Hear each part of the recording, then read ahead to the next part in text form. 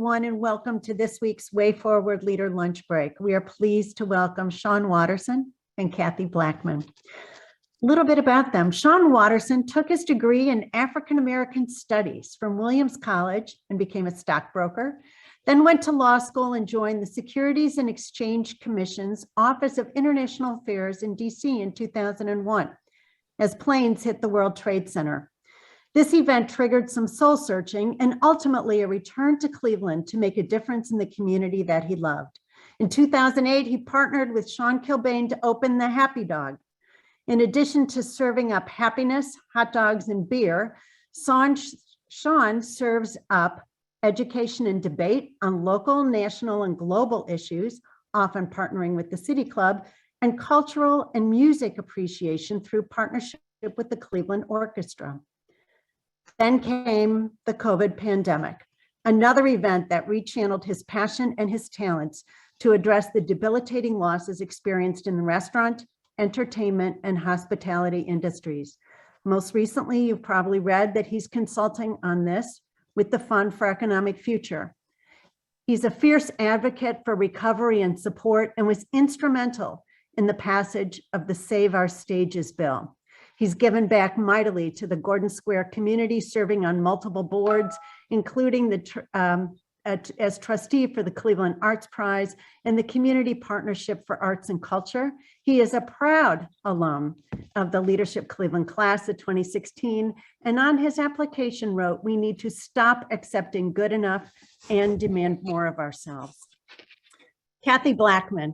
Kathy was still in her early 20s, armed with her degree in French studies from the University of Wisconsin when she founded the Grog Shop. That was almost 30 years ago. She was a pioneer. Women just didn't open clubs, and she did it all. She owned, she managed, she booked all the bands, she bartended, and she even cleaned the iconic Coventry music venue. She only curtailed her hours somewhat with the birth of her 2 children.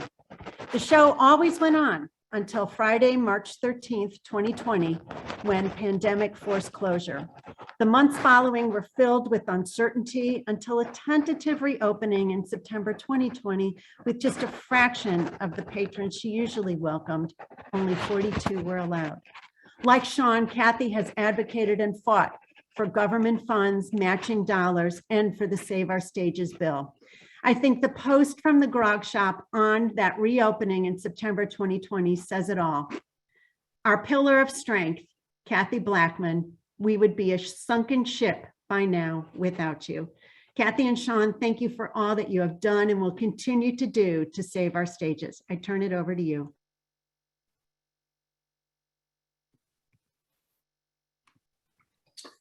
Great.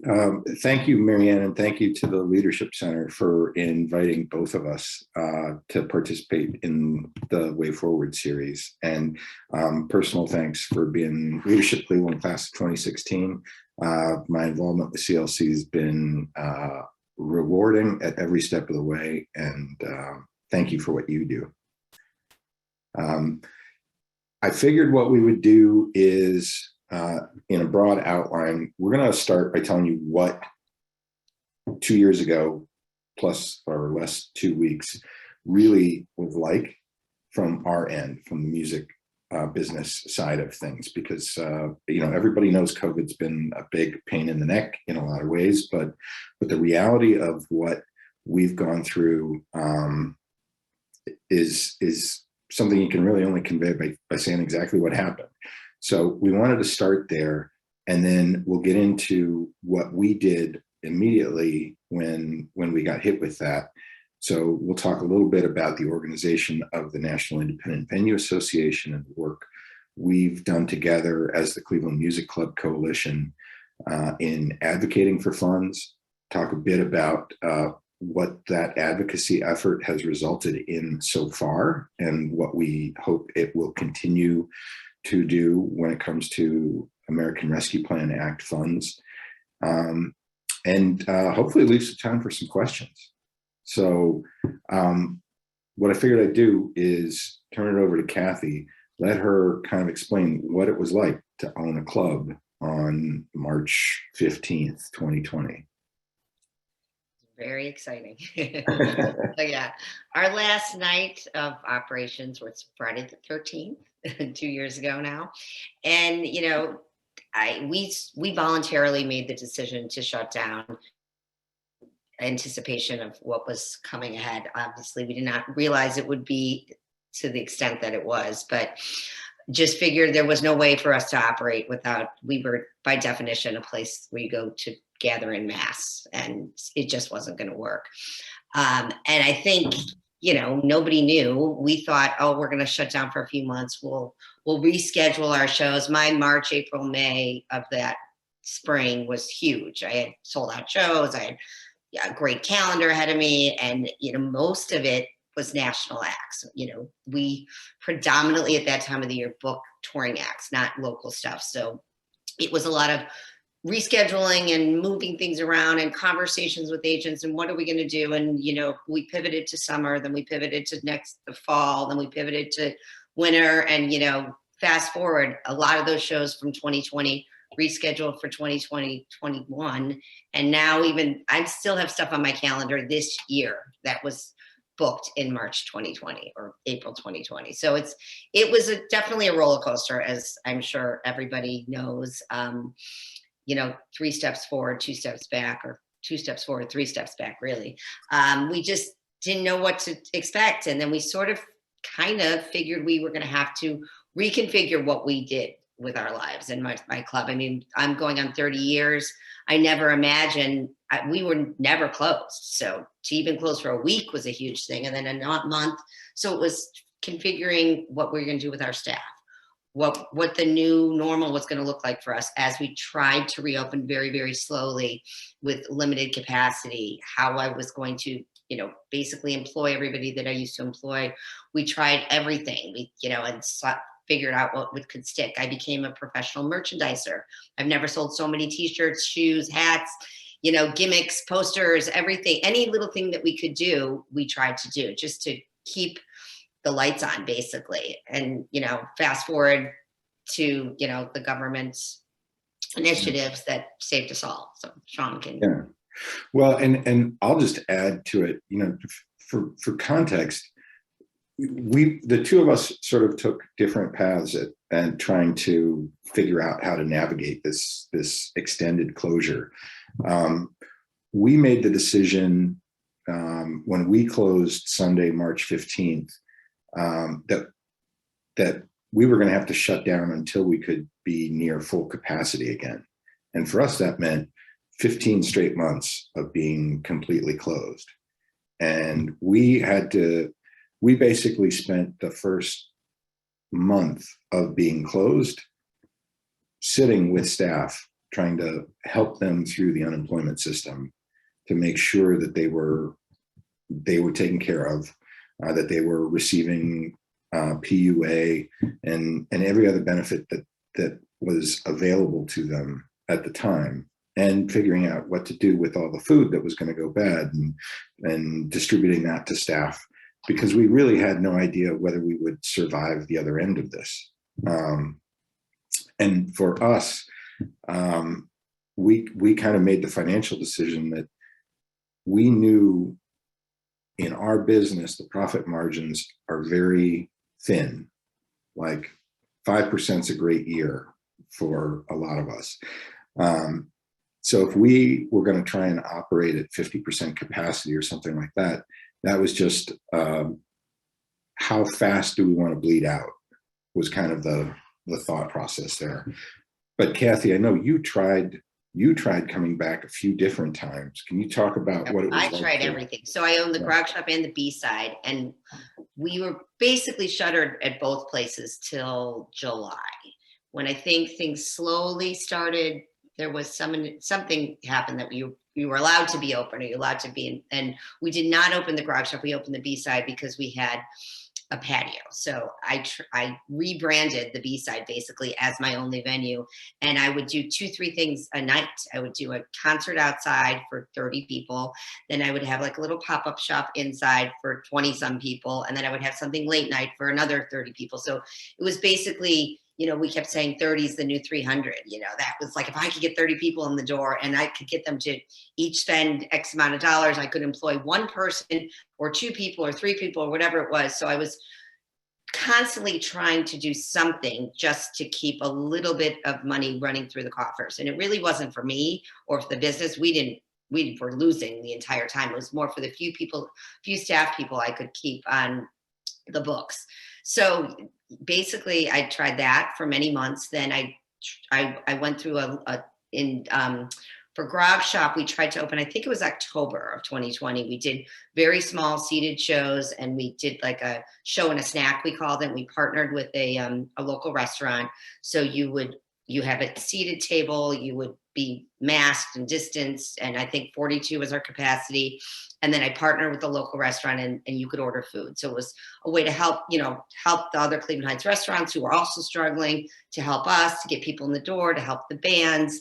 And it was just really a way to keep a few people working. And it worked okay, but it was once a week for maybe 6 weeks. And then right around November, everything kind of got bad again, and we just shut down completely. So we tried every little thing we could to be open in very small ways. I did some outdoor shows. I did something at the Cat's Diner in the parking lot there in June of 2020.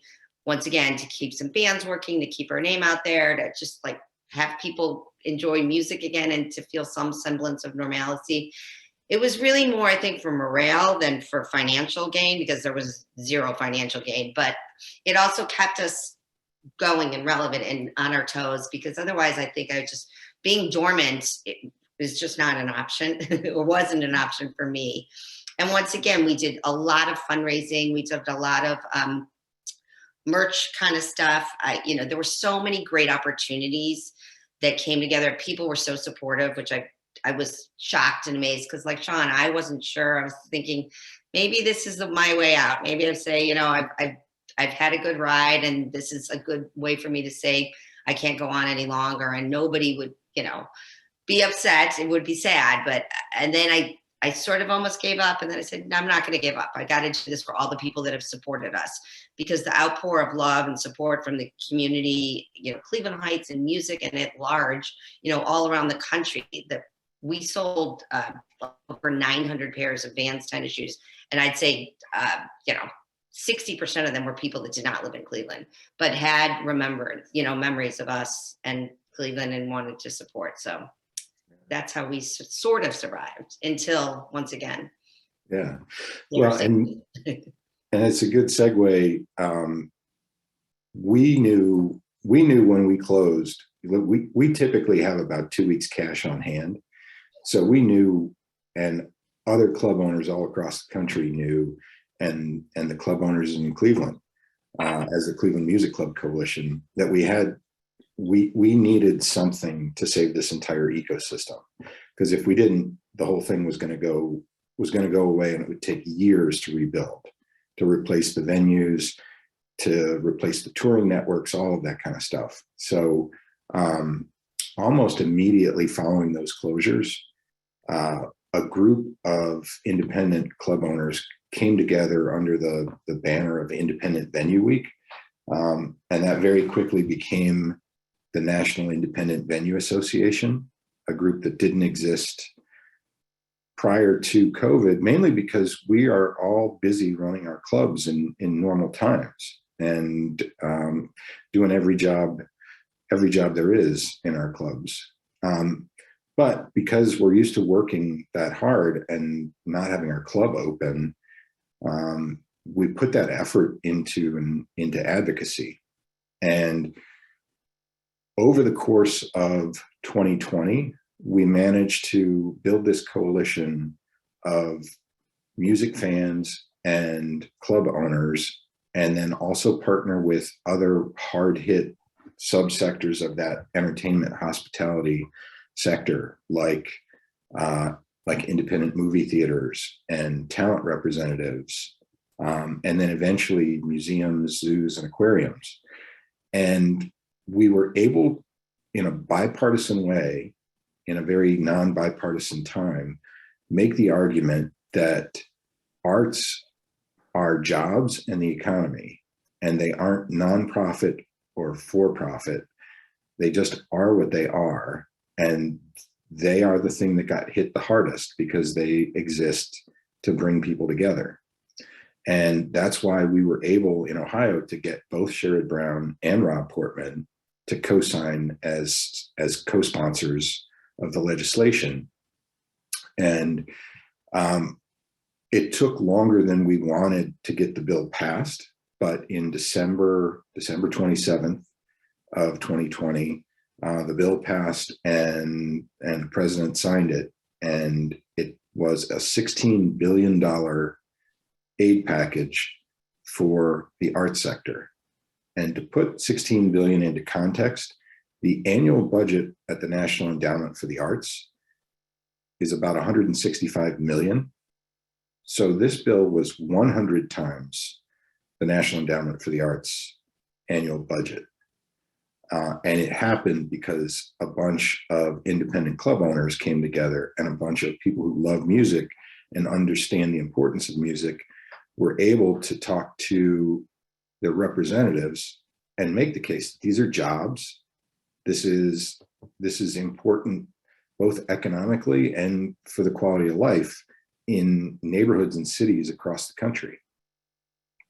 We made the argument locally, and we were able to make that case initially to the arts community in Cleveland and Cuyahoga County, and ultimately to the county executive to get bridge funding in the form of CARES Act funding at the end of 2020. That when you look at music venues, they are the neighborhood economic anchors that you think of when you think at the city level of the sports teams for downtown, or the big cultural institutions and universities in University Circle. And when I say that, what I'm saying is Coventry isn't Coventry unless Kathy and the Grog Shop are bringing 75,000 people a year to Coventry because she's doing events every night of the year. Same thing for the Waterloo Arts District with the Beachland Ballroom. Happy Dogs drawing 75,000 people a year to Gordon Square. If you look at Birdtown in Lakewood, Mayhalls in Winchester is a big driver of foot traffic there. And those are the kinds of arguments we made. And we were able to draw on economic studies that showed for every dollar spent on a ticket to see live music, $12 is spent in the immediate surrounding neighborhood, either at the club or at bars or restaurants or retail surrounding the club. And I think that's the economic argument that got the bipartisan support that got us that aid. And really, it's kind of shocking. And one of the great things about it is we were able to make the case and ask for what we needed and get all of what we needed. And when I say all of what we needed, all of what we thought we needed in 2020 when we thought this would all be over. You look at other segments of the economy that weren't quite as successful. The Restaurant Revitalization Fund, probably it'd be lucky if a third of the people that really needed it and deserved it got funding through Restaurant Revitalization Fund, because the ask was too big and the groundwork wasn't there to gather the support for the dollar figure that they needed. So that's a little bit on the background on how NEVA came together and Cleveland and Ohio's role in getting that bill passed. We're actually we're fortunate that we've got the Rock and Roll Hall of Fame here, because for the induction ceremony, we reached out to Greg Harris, and he kindly provided 50 tickets for the 50 state precinct captains that did the work to get the shuttered venue operator grant bill passed. So we were able to bring club owners from across the country to Cleveland last October. And as a result of that, Kathy and I are meeting later today with the NEVA conference organizers NEVA's first ever conference will be held in Cleveland this summer, July 10th, 11th, and 12th. And it's just another good outcome of the collaborative approach that we took to digging ourselves out of a hole. So that's a bit on the advocacy front. Kathy, I don't know if you wanted to weigh in on any. I mean, I would say the one thing that I think is also unique is the collaborative nature of our organization locally. I mean, obviously it happened on a national level, which is amazing. We all tied together. But I think before that even happened, the Cleveland people really have each other's back, and we have for years. We are a competitive business, and we compete with each other, you know, for shows or for people or for dollars or for ticket sales.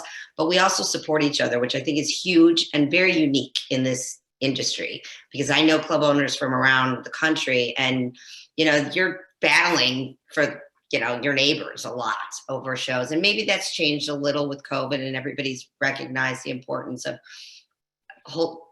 keeping each other up rather than trying to, you know, force the other one down. But Cleveland has been unique, and we've been meeting for years to try to help each other on a local level. And it started with the admissions tax, and then we sort of, God, I don't remember what year it was, Sean, you would probably remember, but as a music coalition in town, we just organically came together and said, we face all these challenges. Why don't we try to help each other and get some of this done? And there's ASCAP BMI fees. We met together to try to get that stuff down. But just even on like a more personal level, like the Beachland and I, since the Beachland's inception, I used to do shows there when they first started. And we used to have like, hey, what are you booking? What's on your calendar? We don't want to compete with each other. You know, I think that's super important as, I don't know if it's a leadership thing or it's just a, you know, friendship thing, but to create other strong businesses around you helps yourselves. And I think that that's something that we do a really good job of, is working together to help each other. So I don't know, that's noteworthy, but I think it's great. Probably because we have a lot of women-owned clubs. Yeah, right. Importance of family, right? Yeah. Why don't we talk a bit about what it's been like in 2022? You know, we thought we were back I know at the Happy Dog, we thought we were back when vaccinations came through, and we reopened end of June 2021, and everybody felt like we're back. People are going out. It's great. It's like the Roaring 20s until it came to a roaring stop when Delta hit. That slowed things down, and then Omicron wiped things out, especially hard because Omicron hit, at least for us, we were closed the last 2 weeks of December and the first week of January. And in the hospitality business, those last 2 weeks of December is when the rest of you come and rent our places and throw parties. And Right. We make our year on that. Kathy, do you want to talk a bit about? I think I had my second worst December ever. Yeah, it was really bad. It was bizarre because we were all excited to be open last summer, or whatever summer it was. It all runs together. And then September, we had a great calendar with all the touring bands were back. My calendar was full. We had great shows on paper. It looked fantastic. And then everybody got a little weary again, and the vaccination policy sort of kicked in. So we made the choice collectively as Cleveland clubs to announce as a united front that we would be requiring proof of vaccination or negative COVID test. And we got a huge backlash.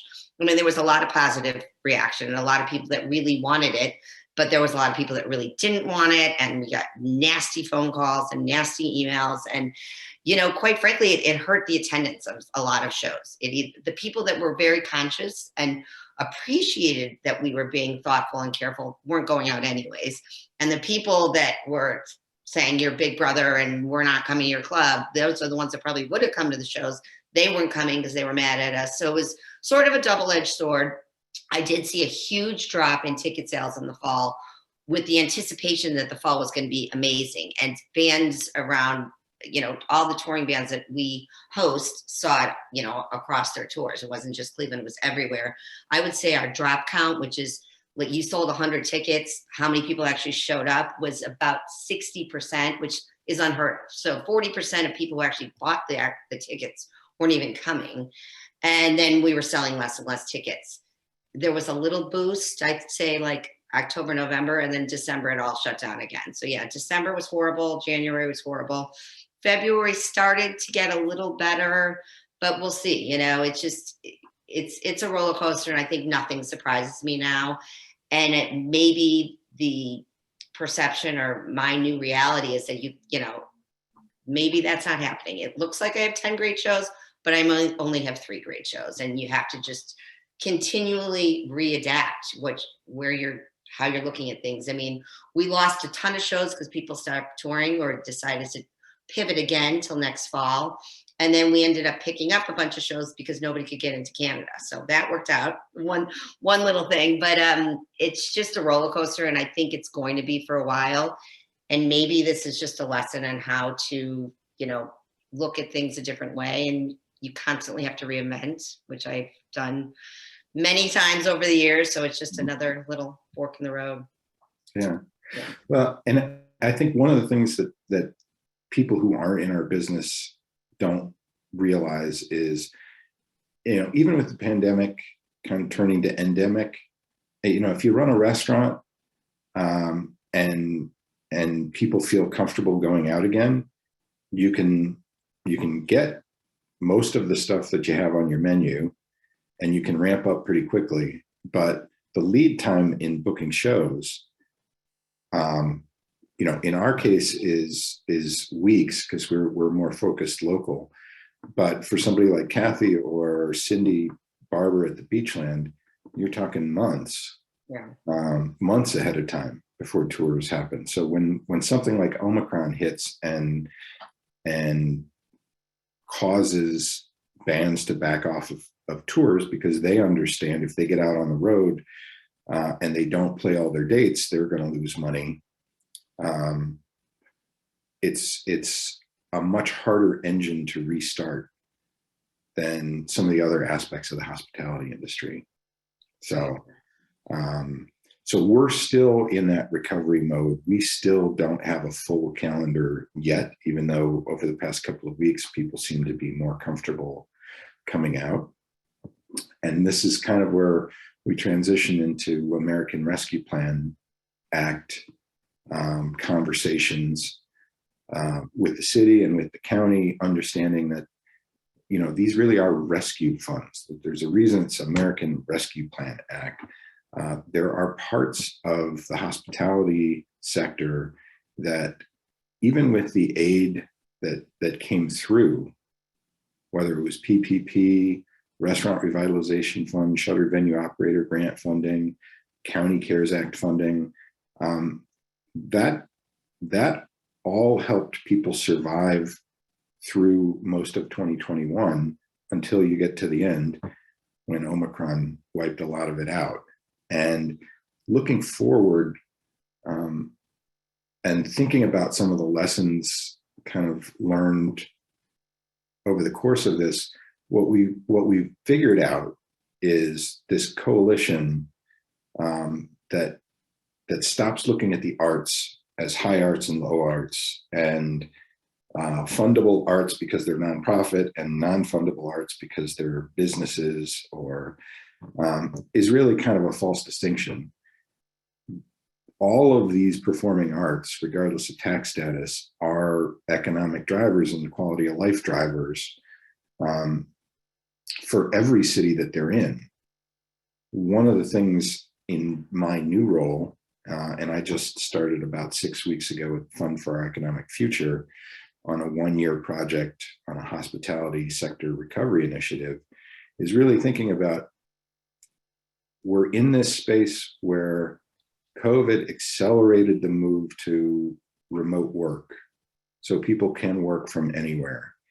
And it also highlighted the fragility of things like the music ecosystem. And when you think about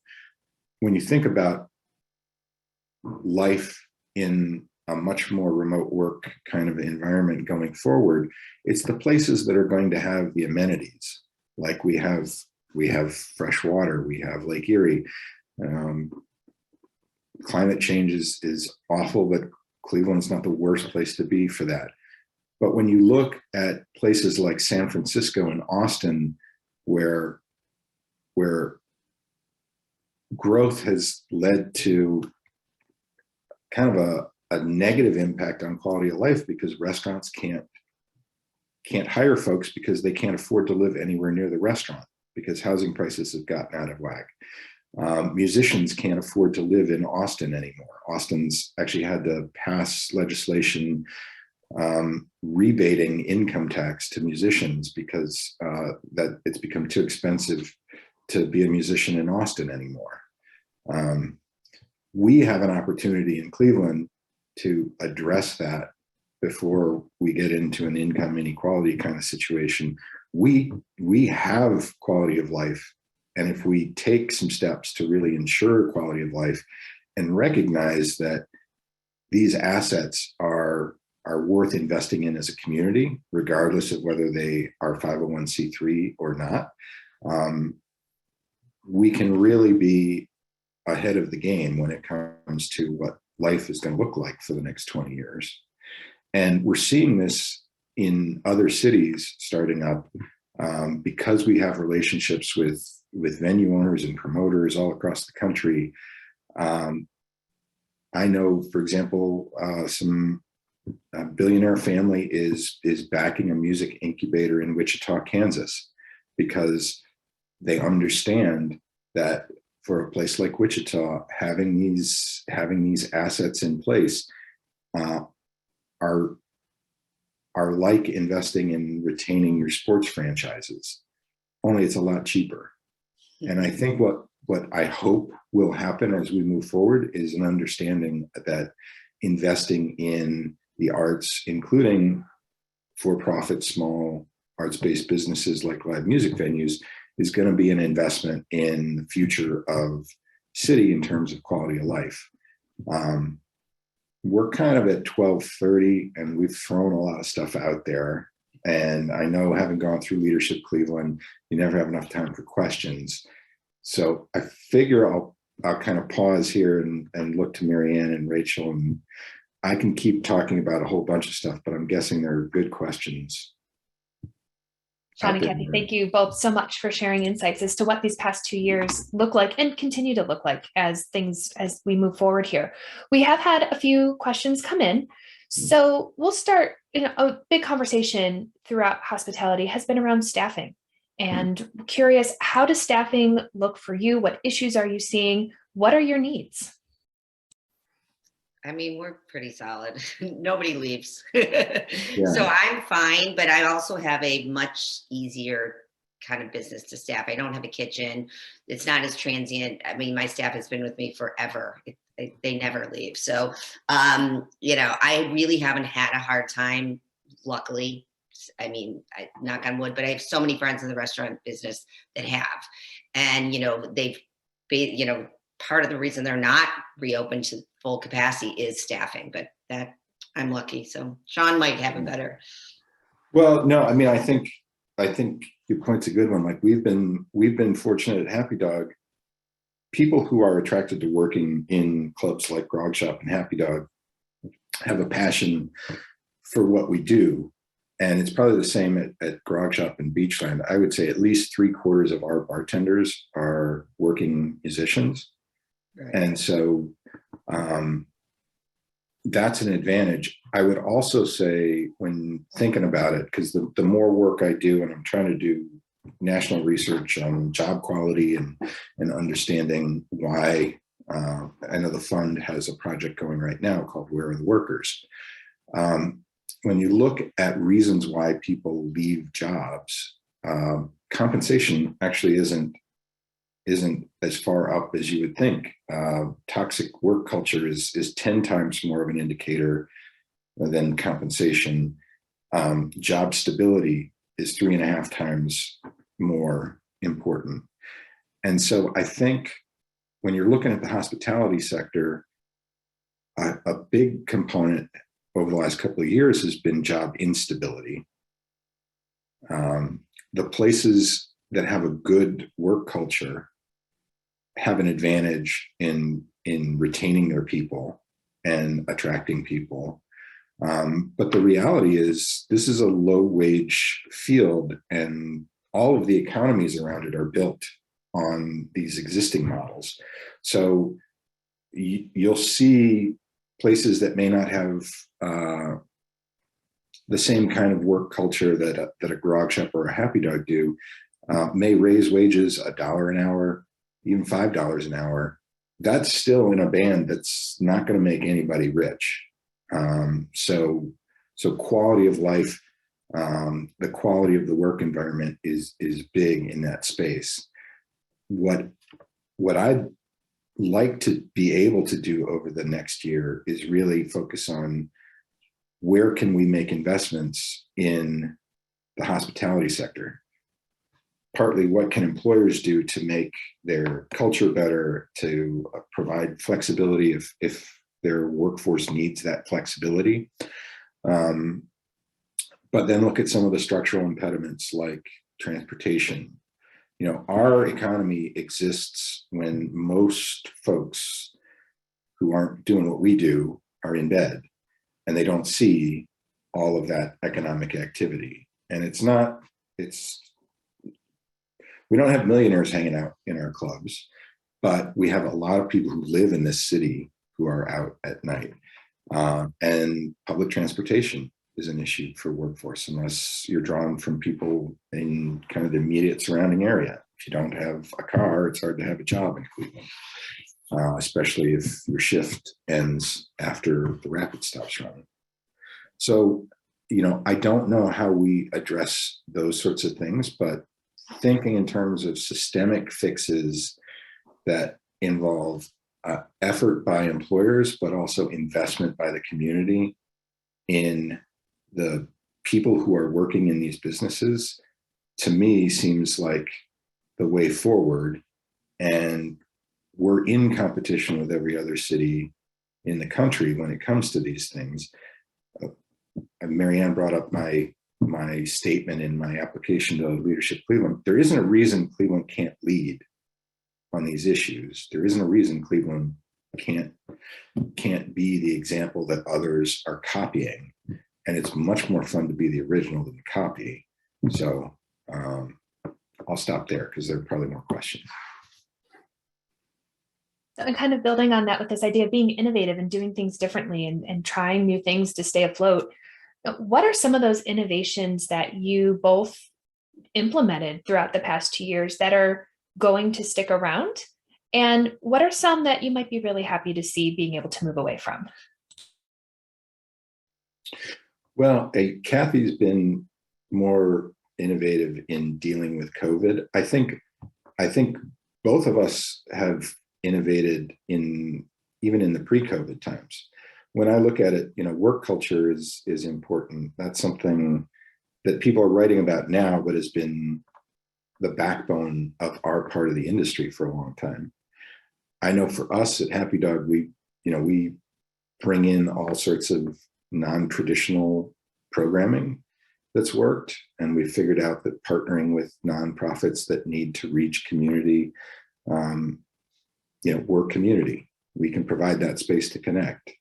I think you mentioned early in the conversation our partnership with the City Club. We have our Happy Dog Takes on the World event tonight, talking about the Russian invasion in Ukraine. I'm anticipating that being a standing room only event. All of that kind of comes from being creative and collaborative. So I think by nature we're creatives and we work with a lot of creatives. So without even really thinking about, I need to innovate to get around this problem, it kind of comes naturally to us. But Kathy, Yeah, I mean, the collaboration thing I think is huge. And obviously I got a little outside my music box, so to speak, during this time, trying to do new things. And it's great. I mean, I think I like doing that and having a like a craft show during the day, and then maybe a poet or a book reading, collaborating with Suzanne from Max Bags. We're doing so much more of that now.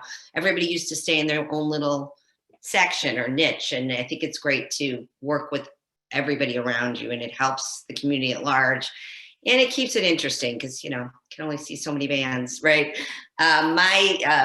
I'd say the best thing that happened to us is starting shows earlier because I think we were forced to I think we had to be closed by 10. And I was like, this is great. I love this 7 p.m. thing. So, which I don't know that everybody agrees with, but it's, just kind of changing the way that everything was normally done has been good and broken us out of our shell a little.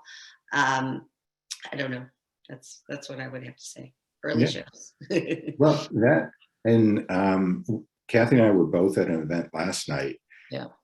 That really only came about because of COVID. And Lisa Klaus might be on this call. I think I saw her on the registration list, but she put together a Cleveland music industry face group page that has led to I don't know if they're monthly or bi-monthly Cleveland music industry conversations. And it's been an opportunity for musicians, club owners, different parts of the music industry, things like Listen CLE that create mood-based Spotify playlists so that local retail shops and restaurants and hotels can play local music in a way that pays the local artists. And exposes people to what's happening in town. And Destination Cleveland's been coming to those meetings too, which is something that pre-COVID we would occasionally have those conversations, but I think it's opened the door to that kind of collaboration. And I think that the arts community at large, I mean, the fact that we're working with So Money, the nonprofits, which you probably connected us all to, Sean, through Arts Cleveland, I never knew about these things. And now, it's opened my eyes and in turn opened, I think, and vice versa. So I think we enjoy working together and recognize how important it is for us to support each other. Once again, nonprofits, for-profits, music venues, art galleries, things that traditionally maybe didn't work together, that we should all be working together to benefit the community at large. I think, I think Tom's on this call doing a few things at the art museum over there. We should all be working with each other to boost each other up. So I think that's a nice thing that's come out of this. And speaking of that, Kathy, you got a show tonight. Any stuff you want to plug? And I know Tom Welsh has a show. Well, I don't know if anybody's interested in my show, but it's Laura Jane Grace. I think there's only about 40 tickets left, but it's a great show. So if you're interested, come on down. And I know Tom Welsh, who heads up the performing arts program over at the Cleveland Museum of Art, who's had to be dormant with his performances throughout COVID, is restarting his programming tonight. And I'm not even going to try and butcher the name of the artist, but she's from Mali, living in France, and it's really interesting music. Maybe Tom can drop a link in the chat to everyone. Thanks, John. Oh, Tom, yeah, maybe you can pronounce. Yeah, well, Sean is referring to the one and only wonderful Fatoumata Diawara, who's performing tonight at the Art Museum as we bring our concert series back on track. I want to thank Sean and Kathy in particular for amplifying all the issues we've been dealing with also, with some slightly different perspectives, because we tend to work with international artists, touring artists of a certain level, which brings another dimension of visa and border complications to this conversation, which we're still working out, and it'll be a long unwinding of the problems. But we're back, and we welcome audiences, and because these artists all want to be connecting with audiences too. So we're excited to get it all going again. Fatoumata Diawara, that's the pronunciation, John. Fatoumata Diawara, got it. for about Well, 2 minutes. Sean and Kathy, we have come up on our time, and I think that is a great way to wrap up as to what's coming next. Everyone get out, buy tickets, go see the shows, support our local venues. We are so excited to have live music coming back, and just wish you both the best and hope things continue to improve. So thank you so much for being here and sharing your work with us. Great. Thank you for the opportunity.